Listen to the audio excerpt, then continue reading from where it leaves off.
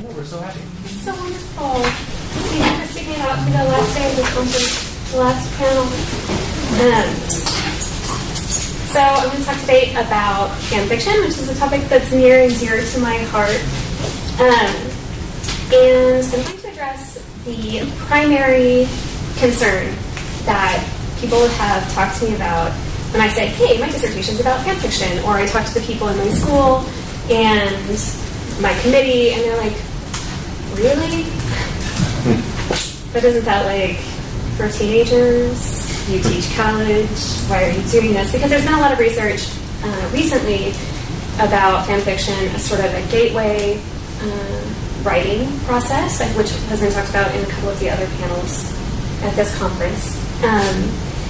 And there's sort of a lot of concern about it being immature and not really relevant to academic writing, and so on and so on. So all I'm going to talk about today is the one reason I think fan fiction is really important and why it's especially useful for rec comp people. Obviously, to start, fan fiction is something that I'm assuming we all know about. It's been around for a while.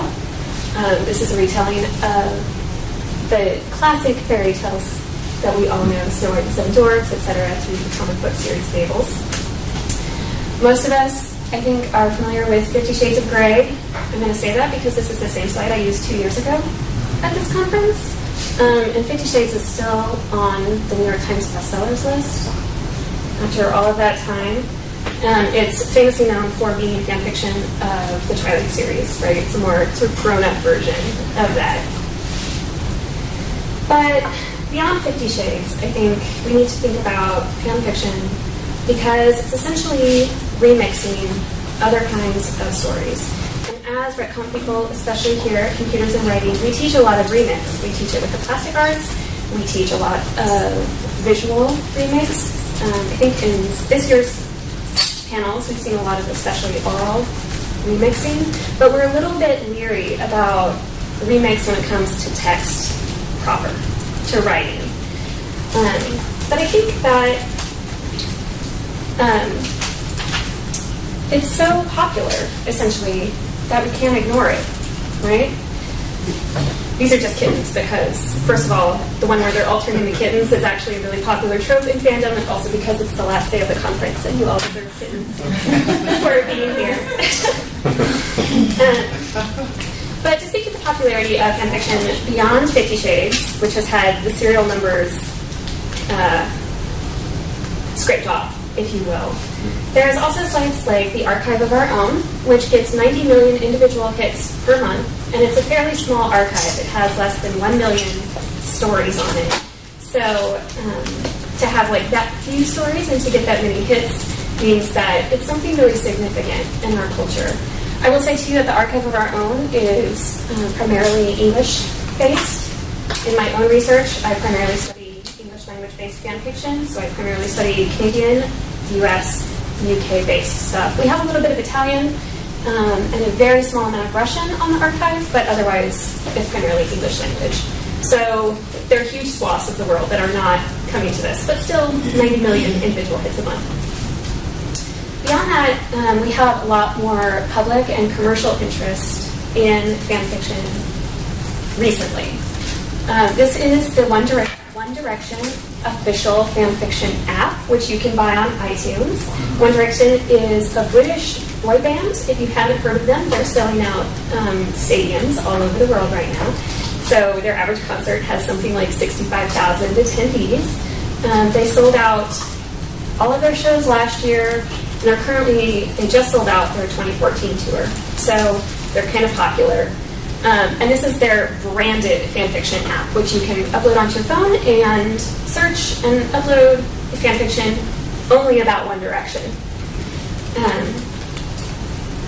Beyond that, Amazon has recently tried to monetize fanfiction. This isn't the first time fanfiction has been tried to be monetized. There was a site called FanLib several years ago that tried to do it. What Amazon has done with Kindle Worlds is they're trying to attract people who are not sort of traditional fan fiction readers and authors. To promote their system, they actually have professional authors who are giving statements and and writing fan fiction for particular franchises like the Vampire Diaries and so on. So they're actively trying to recruit non-fans into fandom and fan fiction. All of that just to say, we sort of can't ignore fan fiction even if we want to, right? Because 100 million people a month just aren't wrong. Like, no matter what you think about 50 Shades, it's important. Despite the importance of fan fiction in popular culture, it gets a lot of derision. Obviously, we're all familiar with the sort of tittering that goes around 50 Shades of Grey, like, it's mommy porn. And it's clearly bad, right? Like, this is the popular assumption about 50 Shades of Grey, is that it's clearly bad. And this is the response, even though most people haven't read it. I have mixed feelings about that novel for a lot of feelings, but the general consensus is that 50 Shades is automatically bad because it's derivative. And in US culture and in retcon, we have a lot of hesitancy about derivative works. Despite all of the time we spend teaching writing as a skill, as something that can be learned, we still have really strong feelings about what an author looks like and what original work looks like. And it mostly looks like this guy. There's this impulse, this thing, this idea that you must like hunker over a computer by yourself to write something that's really original and kind of pure and artistic. And when that doesn't happen, we get concerned, right? And this is what happens at the academic level. So when we talk about fan fiction, it tends to be looped more along with genre fiction, which is considered to be a skill-based thing. You can essentially mad-lib your way through writing genre fiction. A lot of people feel. I'll leave that whole argument aside. But we don't respect these kinds of works very much in academic culture. And so fan fiction tends to get lumped along with those as being very derivative and sort of by the book, right? But if fan fiction is so terrible, then we have to somehow account for why so many people are reading it. And I think that we can't just say, well, everyone sucks.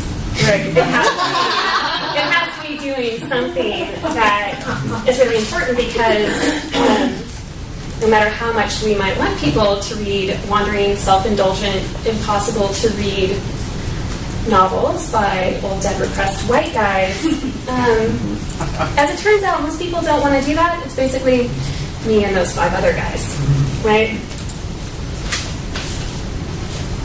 I think that fan fiction makes more sense if we just learn to read it really differently.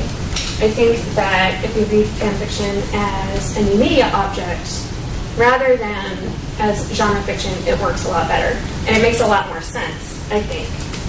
Benedict says that the database is the dominant form of the computer age. And obviously I'm going way back to old school new media theory to think about this, but I think that it's quite useful in this regard.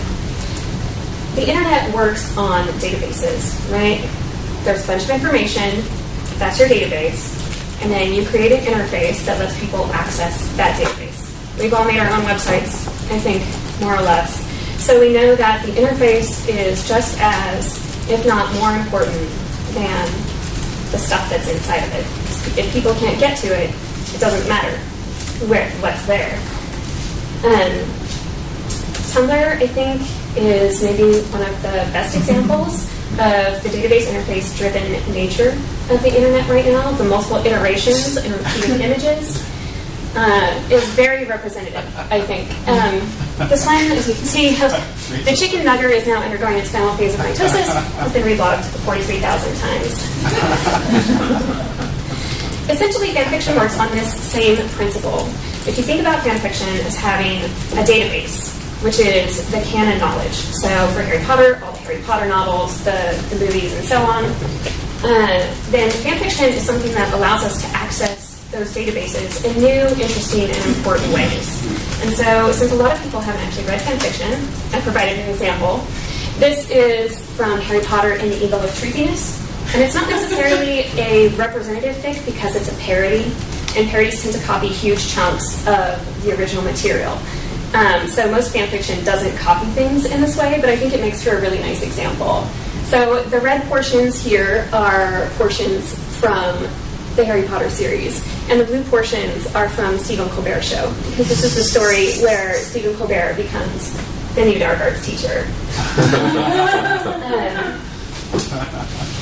So what this means is that fanfiction is doing the exact same thing that digital remixes do all the time, right? They take the chunks and they do something really interesting and new with them, which means they're not derivative. If we believe that any remix is not derivative but is transformative, right? That does make a comment on something, which I think most of us do, then we have to acknowledge that something like this is also making the same kind of comment, even if it's in text rather than musical notes. Fanfiction does all kinds of important work in our culture. It allows lots of people to reimagine stories. What if Harry Potter was a girl, right? What if James Kirk knew his mom or not his dad, or his dad or not his mom, right? It means that this is a genre that hundreds of millions of people are accessing every month that is inherently rhetorical and inherently a comment on the text that people like to read. And I think that that's something that's really, really powerful. And I think that it means that something really cool is happening in our society, that so many people already want to be that rhetorical and already want to be that critical. I think it means something really important and wonderful for our students and for our classrooms. And so that is why we should teach fan fiction.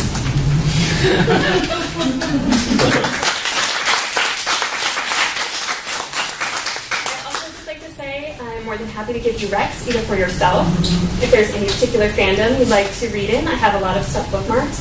I'm also happy to give you recommendations for your classroom. I've taught fan fiction 3 times, and I'm about to teach literature in the internet in the fall, so I have a lot of stuff that is sort of easy to navigate in the classroom, sort of no matter what kind of students you have. And now, I think,